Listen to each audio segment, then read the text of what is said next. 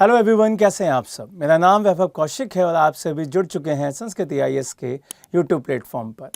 आज हम बात करने वाले हैं भारत सरकार के उस नए नियम की, जिस नए नियम की वजह से उन सभी लोगों का बहुत फ़ायदा होने वाला है जो कहीं ना कहीं कभी जॉब करते थे, लेकिन किसी कारण की वजह से उन्होंने वहाँ की जॉब छोड़ दी या किसी कारण की वजह से वहाँ से उन्हें निकाल दिया गया।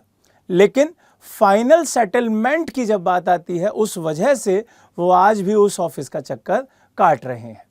ये बात उन सभी लोगों के लिए है जो फाइनल सेटलमेंट की वजह से परेशान हैं और उस ऑफिस में बार बार जा रहे हैं। अब यहाँ पे नया नियम क्या है, उस नए नियम में क्या बात कही गई है, वो सब कुछ बढ़िया से समझेंगे, उन सभी पर बात करेंगे। आप सभी को पता ही होगा, अभी हाल फिलहाल में नए लेबर लॉज आए थे जो कि 21 नवंबर 2025 को लागू भी हो गए थे।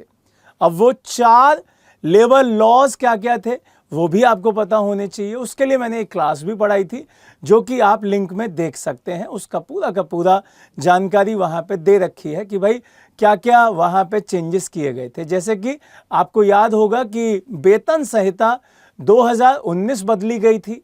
यहाँ पे सामाजिक सुरक्षा संहिता 2020 में बदलाव किए गए थे। औद्योगिक जो वहाँ पे संघ संहिता है उसमें बदलाव किए गए थे। स्वास्थ्य व कार्यस्थल संहिता 2020 में भी बदलाव किए गए थे। ये जो 4 कानून आए उसकी वजह से बहुत सारी चीज़ें यहाँ पे बदल गईं। अब बात करते हैं कि भाई जो चीज़ें अब नई सामने आ रही हैं कि भाई फाइनल सेटलमेंट की वजह से लोग जो परेशान होते थे, जो वर्कर्स बार बार ऑफिस जाते थे कि भाई हमारा फाइनल सेटलमेंट कर दो, जो हमारा पैसा आपके ऊपर पेंडिंग है उसको हमें दे दो। तो अब उन कंपनीज़ को जहाँ पे वो जॉब करते थे, ये अब कंपलसरी कर दिया गया है कि 2 दिन के अंदर, ये अनिवार्य कर दिया गया है कि 2 दिन के अंदर फाइनल सेटलमेंट क्लियर किया जाए। अब थोड़ा सा अगर हम यहाँ पे बात किए करें इस पूरे सेगमेंट की, अब क्या नियम हो गए हैं, क्या चीज़ें हो गई हैं, तो वहाँ पे 2 वर्किंग डेज़ के अंदर, जैसे अगर आज मैंने मंडे को जॉब छोड़ी है तो ट्यूसडे वेडनेसडे के अंदर अंदर आपको ये क्लियर करना होगा कि ये आदमी यहाँ पे जॉब यहाँ से यहाँ तक डेट में किया है और इसका इतना ड्यू है, इतना क्लियर है। ये सब कुछ फाइनल सेटलमेंट के अंदर 2 दिन के अंदर, जो कि वर्किंग डेज हैं, छुट्टी वाले दिन इसमें नहीं गिने जाएंगे। अब यहाँ पर ये जो पूरा का पूरा सेगमेंट चेंज किया गया है, वो वेज कोड 2019 की धारा 17(2) में साफ कहा भी गया है कि कर्मचारी के आखिरी काम वाले दिन के बाद अगले 2 वर्किंग डे में उसकी पूरी बकाया सैलरी देना ज़रूरी है। इस बात को ध्यान रखिएगा कि 2 दिन के अंदर जो कि वर्किंग डेज होने चाहिए उसमें देना ज़रूरी है। ऐसे में अब कर्मचारियों के लिए लंबा इंतज़ार नहीं करना होगा और उनको अपने वेतन के लिए बार बार जाना नहीं पड़ेगा, ऑफिसेज में चक्कर नहीं काटने पड़ेंगे कि भाई हमें पैसा दे दो, क्या करना है, कैसे करना है, वो सब नहीं। 2 दिन में ऑफिस की जिम्मेदारी होगी कि वो आपको क्लियर करे।